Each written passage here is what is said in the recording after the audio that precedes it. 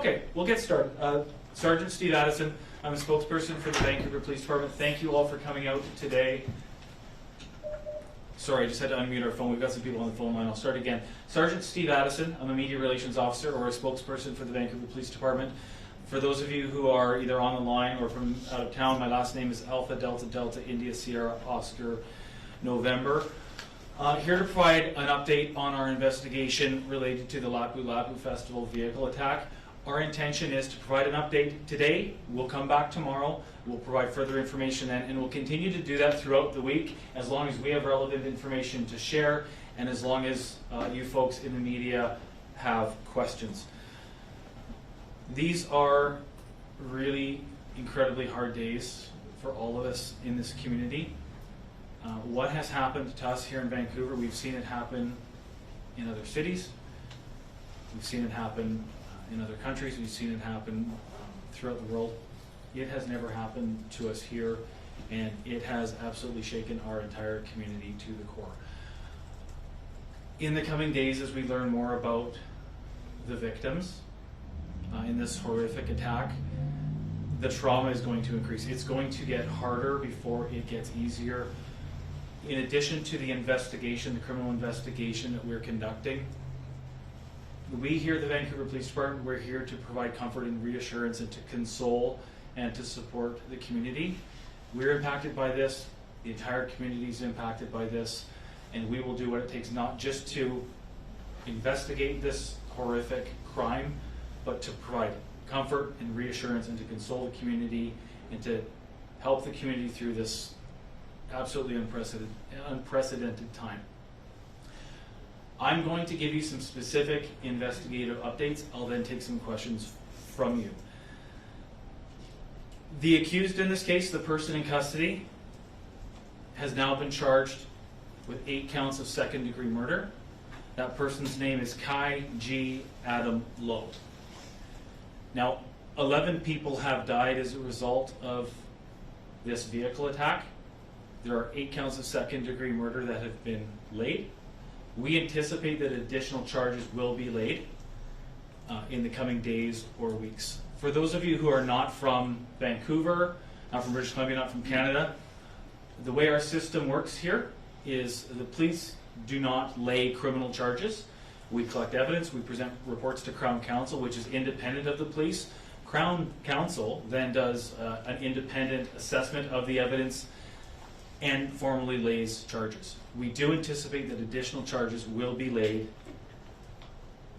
as this investigation continues.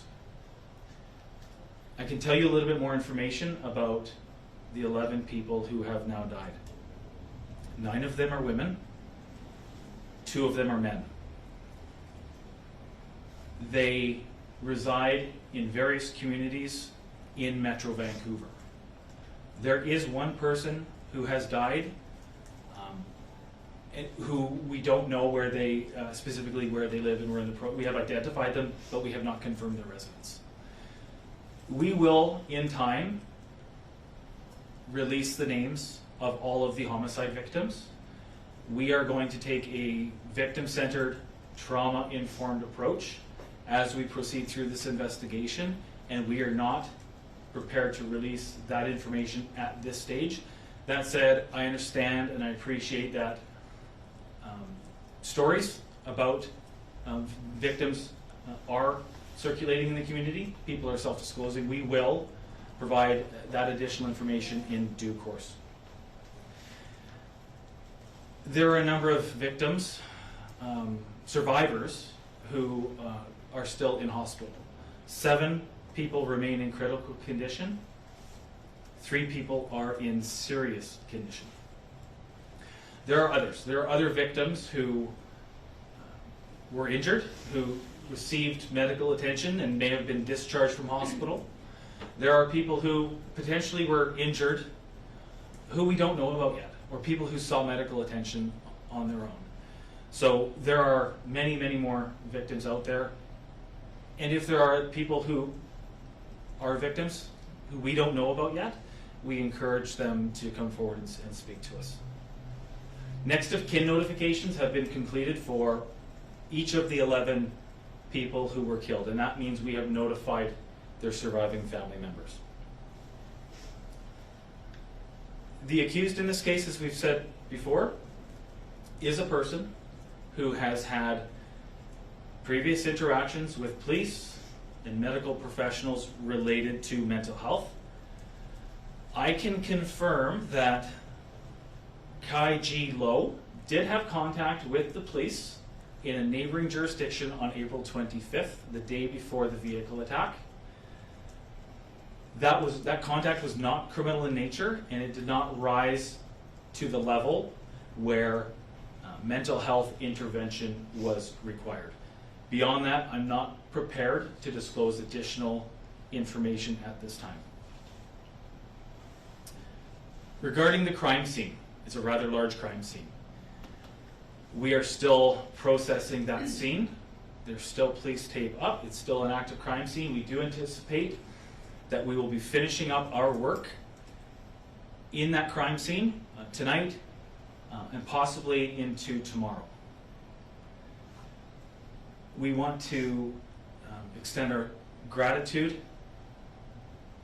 and acknowledge community members in the surrounding neighborhood who have been impacted by this. It is a rather large crime scene, and we appreciate the community's support. There is a polling place in that area.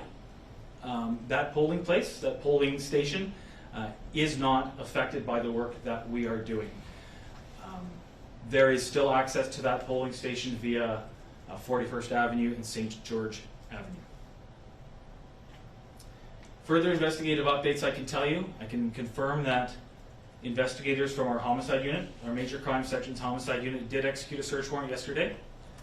Related to this investigation, that search warrant was executed at the residence of the accused in Vancouver, and the purpose of that search warrant was to search for and seize evidence related to this investigation.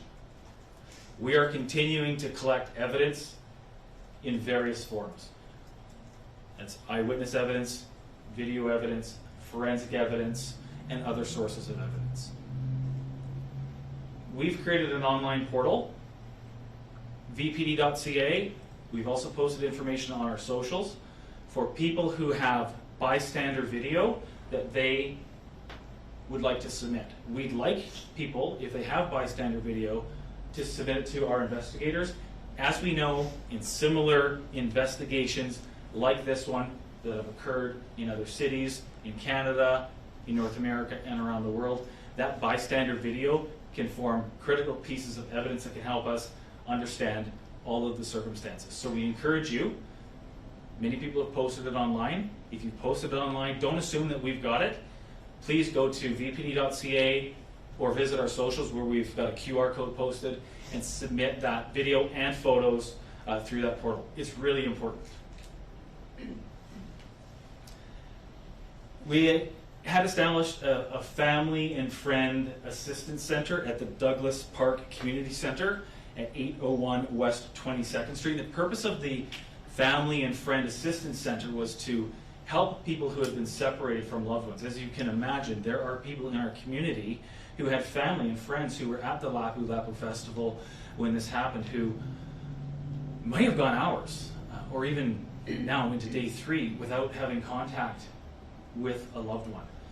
The purpose of that assistance center was for Vancouver police officers, victim assistance professionals to provide information about people who, to provide information for people who were seeking a loved one. That assistance center will remain open until 8 p.m. today.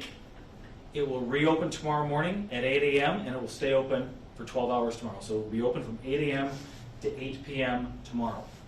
After it closes tomorrow at 8 p.m., we will be transitioning and we will be establishing more of a community information center, and that will be located near the crime scene, roughly 41st and Fraser Street. And that will be our mobile command center, a large vehicle you may have seen parked in the area already, and that will be placed in the community for an as yet undetermined amount of time. It will be staffed with victim services personnel, it will be staffed with police officers, and it will serve as more of an information center for people who want to come by, for people who are seeking information, for people who are seeking support.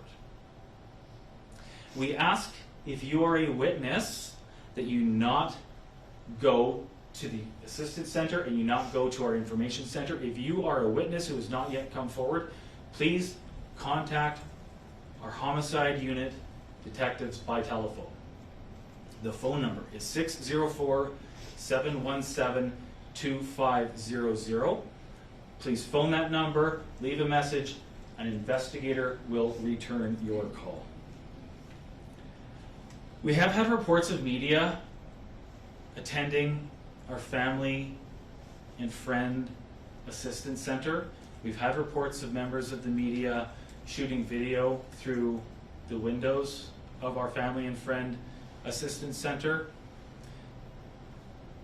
There are a lot of people who are experiencing trauma here. This is deeply impactful to a lot of people in our community. If you're a member of the media, especially if you're somebody from out of town who's come to our city, we ask you, please do not do that. We are victim-centered and trauma-informed here. That is not appropriate, and we're going to ask that you respect victims, family members, loved ones who are so deeply impacted by this. The same goes with the information center, and the same goes with the schools in the area. It's currently a district-wide professional day. That means schools are not in session today, but school will be returning tomorrow. We will never be normal again, but as people start to return to their normal routines, we want to continue to be victim-centered and trauma-informed. Please, if you're a member of the media, we ask you do not approach staff, students, parents who are dropping their kids off at school. This crime scene is adjacent to a high school. We ask you to be respectful of the community's needs and the trauma that we're experiencing. There are a lot of people who are so deeply impacted by this. Members of our school community, families that have been torn apart, families that have been destroyed as a result of this. Administrators, staff, students, parents, that will never be the same. And as people start to return to their normal routine, we need to respect their privacy and allow that process to take place.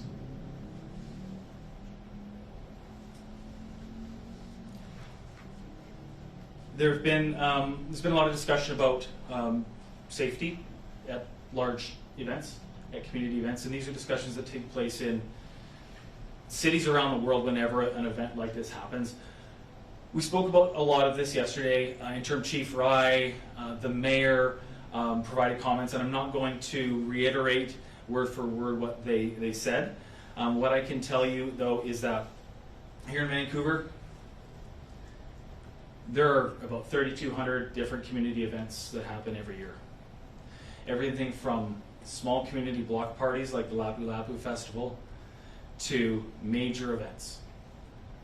Taylor Swift concerts, the celebration of light fireworks that draw hundreds of thousands of people to the West End, major concerts.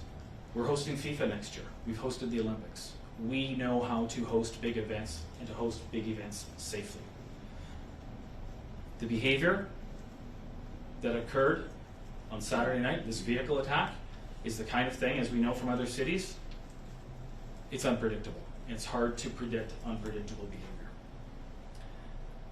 That said, we have a big event happening next weekend, the BMO Marathon. 42-kilometer course. It's one of our biggest police deployments of the year. We will have 170 VPD personnel throughout that course. A lot of questions about safety, and I want to assure the community that through the planning that's taken place over many weeks and months for the BMO Marathon and the conversations that are continuing to happen, we have every reason to believe that this will be a safe event. That said, we're continuing to have conversations with race organizers, we're continuing to have conversations with the City of Vancouver, and we're continuing to work with public safety partners at various levels to gather intel. We have no reason to believe that there will be anything bad will happen. We believe that it will be a safe event. That said, we're taking a number of specific measures to ensure people's safety. As you would have seen yesterday with the Sun Run, the 10-kilometer run that went through the city, the largest organized run in Canada, there's a variety of measures that take place. Everything from heavy vehicle barriers that are placed in areas where large crowds gather, typically start lines and finish lines, to intersections that are controlled by police personnel to smaller intersections where we have barriers up, wooden barriers up.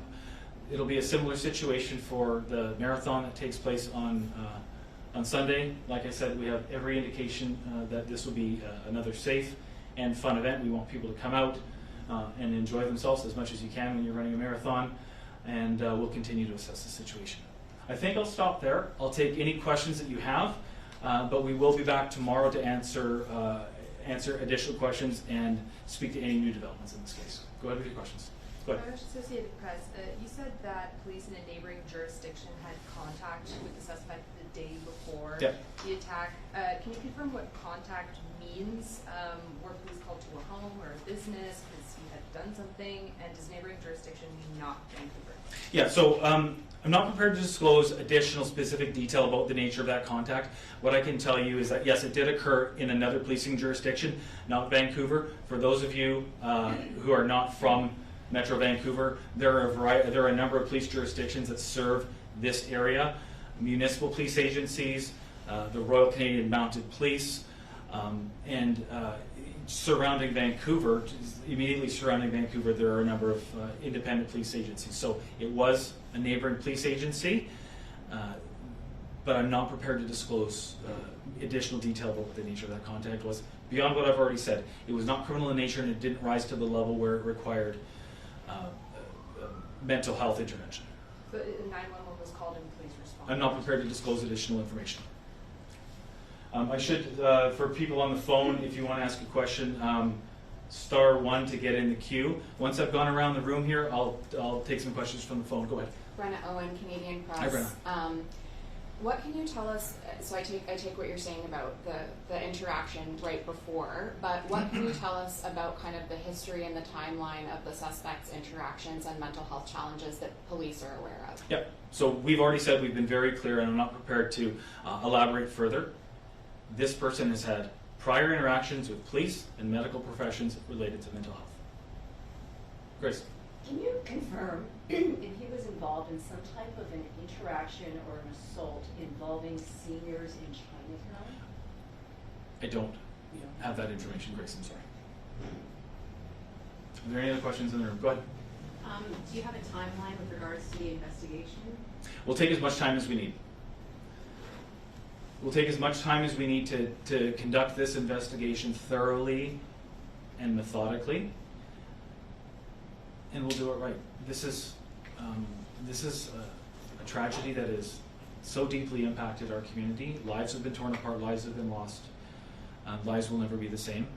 We will do what we need to do. We'll take every second of every day of every week of every month to do this right and to make sure that people have answers. Just what is the greatest challenge when it comes to an investigation like this?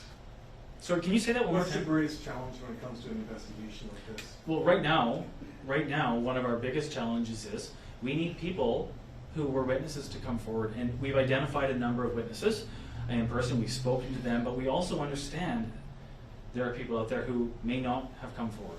There are people with video that might be critical to our investigation who we still need to speak to. And we're seeing that video online, but we can't just assume. You can't assume if you're posting something on X or on Instagram or somewhere else that we're going to get it. There's so much out there, and we need you, if you've got video, to come forward, to submit that video through our portal, which is online at vpd.ca. Provide your information to an investigator so that we can get in contact with you. We have a suspect here who's been arrested. We have a suspect who's been charged with 8 counts of second-degree murder. The investigation is ongoing. This investigation doesn't stop because we've made an arrest and because he's been charged. We've got a lot more work to do, and that work will be trying to understand all of the circumstances about this incident. And that bystander video is absolutely critical. And on a different note, what are some of the challenges for first responders to process what they're going through at this time? Yeah. This has been hard. This has been incredibly hard on everybody in this community. We're members of this community. My fellow officers were amongst the first on scene. The trauma that the community is experiencing is trauma that we share. And we know from trauma, you don't always see it right away, you don't always feel it right away, sometimes it takes some time. So we here are supporting our people. We know that we've been going full stop since this happened. We've been going full stop since 8:30 p.m. Saturday night when this vehicle rammed through a crowd of people. We're laser focused on doing the job. We're laser focused on collecting the evidence that we need to provide the answers that the community seeks and to achieve accountability through the court system. That said, we're human, we're not robots, and we're deeply impacted by this as well. We're impacted by what we've seen, and we're impacted by how this has affected the community. And we're hearing stories from people. We're seeing those personal stories.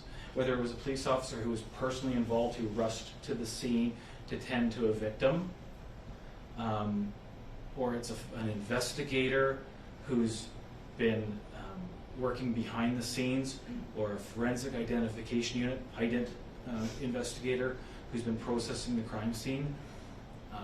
We're all committed to doing this job. We're all committed to solving this crime and holding this person accountable, but it absolutely has an impact on us as well because we're human. Sorry, I'll get to you after. I know you had a question, but I'll get to you next. Okay? You have so many difficult pieces that you're navigating. Can you talk more about these interactions that you're having with the family members who have lost loved ones, or the family members who are just kind of waiting to see what happens, like how their family member progresses and gets better? Can you talk about those interactions and how they weigh on mental health and anything that you've seen there? So I want to be somewhat careful because I haven't had those personal interactions. So it would be, it would be speculative, and I have to speak in a very general nature about that. I just don't think it's fair or accurate to do it. But what I can tell you is that we're working with families, whether it's a family whose loved one has been killed, it's a family whose loved one has been injured, it's a family who might have spent hours or now days trying to find out the status of a loved one. We're working with those people to support them, and it's not just police officers in uniform, it's victim services professionals, which are a vital part of the work that we do, who allow us as police officers, as investigators, to do our jobs to investigate this crime while at the same time supporting the people. And that's a big part of the healing process. We need to support. We have to support our community, not just victims, but family members too, who are incredibly impacted by this. And while this crime is unprecedented, what kind of strain does it put on the resources here in Vancouver, especially as you look forward to, or you look to another major event in the city? We have had more than 100 police officers assigned to this case from the moment it happened, from 8 o'clock at night on Saturday night when this vehicle rammed through this crowd of people. Every police officer who was available, whether on duty or off duty, dropped everything that they had to come in. And we have many people who have been working nonstop. People have had maybe half an hour, 45 an hour of sleep on a couch in their office somewhere. And that's in a situation like this, mass casualty incident. That's understood. That the pace of that will slow down as this investigation proceeds. We're fortunate in the sense that the suspect was arrested and the suspect is in custody, and that allows us essentially some breathing room. We're not conducting a manhunt for a suspect. We have a person in custody. It does put a strain on our resources. That strain is because of the sheer number of people who are involved in this. We've called out additional officers from home. There are officers who are coming out on their days off to backfill, to provide additional support for people who have been drawn into this investigation. But we're well resourced. We have all of the resources that we need. We're fully funded. We have lots of support from the City of Vancouver. We have everything that we need to do this investigation and to do it properly. Go ahead. Thank you. Could you confirm if the suspect is the brother of Alexander Lowe, who was the victim of murder last year? He is. And to follow up on that, can you confirm that the suspect made a GoFundMe for his brother? I don't have any information about that. Go ahead. Going forward, how will the BPD continue to support people who are going through a difficult mental time like the suspect possibly has been going through? We're police officers. We investigate crimes. We support the community. We've spoken in great detail about the impact that mental health has had on our community. Interim Chief Rye, Mayor Sim, they spoke about that in detail yesterday during their media availabilities. I think I'll allow their comments to stand. Other questions in the room? Go ahead. I'm going to come to the phones here momentarily for those of you who are waiting. What do you know about a motive so far, and how did police rule out terrorism so quickly? I'm not prepared to get into additional detail about motive. Very serious crime that has occurred. A suspect in custody has now been charged. There will be criminal proceedings. That information could form part of evidence that is presented at a criminal trial. Just not prepared to discuss that further detail right now. We are confident, based on the information that we have, that this was not ideologically motivated, that it was not an act of terrorism. Based on the information we have, we're confident it was not terrorism. Okay, I'm going to go to the phones. If you are in the queue and you'd like to ask a question, please press *1. Because you're not in the room, can you please state your name and who you work with? Go ahead. Sergeant Mike Howell at Business in Vancouver. Hi, Mike. I can hear you. Okay, just to clarify a point, you said of the 11 victims, 9 are women and 2 are men. I just wanted to clarify, because the information that we received yesterday was that the victims ranged in age from 5 to 65, so the 5-year-old is male or female? Mike, I can confirm 9 women, 2 men. Your question is the gender of the 5-year-old victim. We have that information. I'm sorry, I just don't have it in front of me. I want to make sure that I'm accurate with the information I provide, so I'm not able to confirm that right now. I will bring that for you tomorrow at our briefing. Jason, if you're able to find that information now. Sorry, Mike. I'm just going to ask a colleague in the room to see if he can find that information while we're talking here. If I can get it to you before the end of this briefing, I will. Okay. Okay. Do you have a follow-up, Mike? Yes. I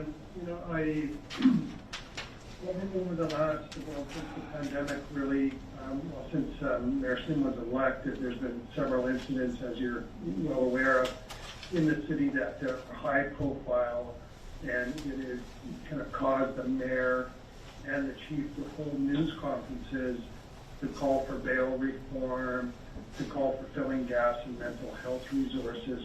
And any time there's an event like this, to use the words of the chief, the mayor kind of shakes people to the core.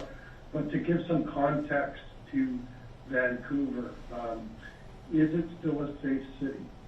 Yes. Vancouver is a safe city. Yeah. Incidents like this Mike, let me continue. Incidents like this are absolutely tragic. They're horrible. They cause people fear. They strike us to our core. You will not find we're a major city. You will not find a major city anywhere in the world that has been able to completely eliminate crime and violence. Vancouver is a safe city. Incidents like this are gutting. They're absolutely tragic. But they're not unique to this city.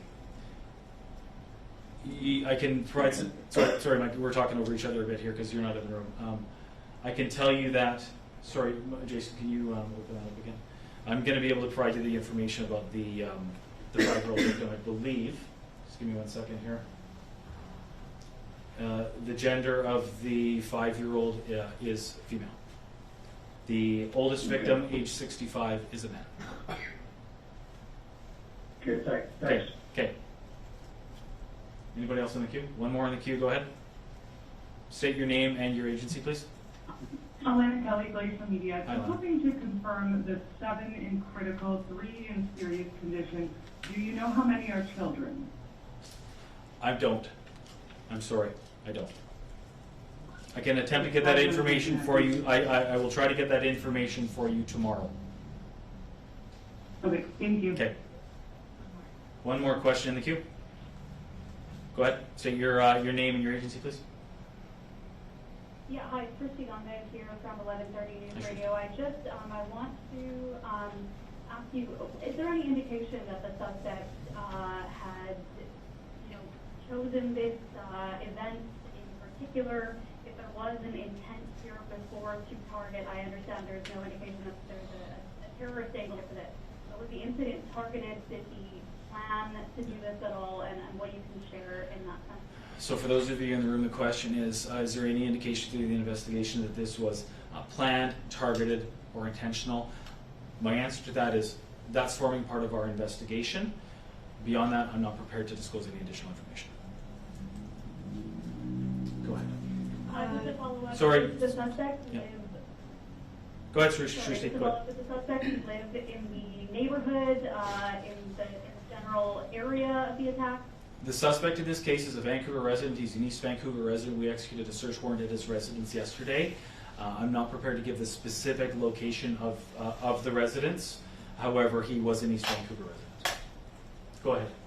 How has this event shaped the way that the BPD approaches future public events in terms of safety? Yeah, and that's a question that we addressed in detail yesterday when Interim Chief Steve Rye was here standing at the podium speaking to it.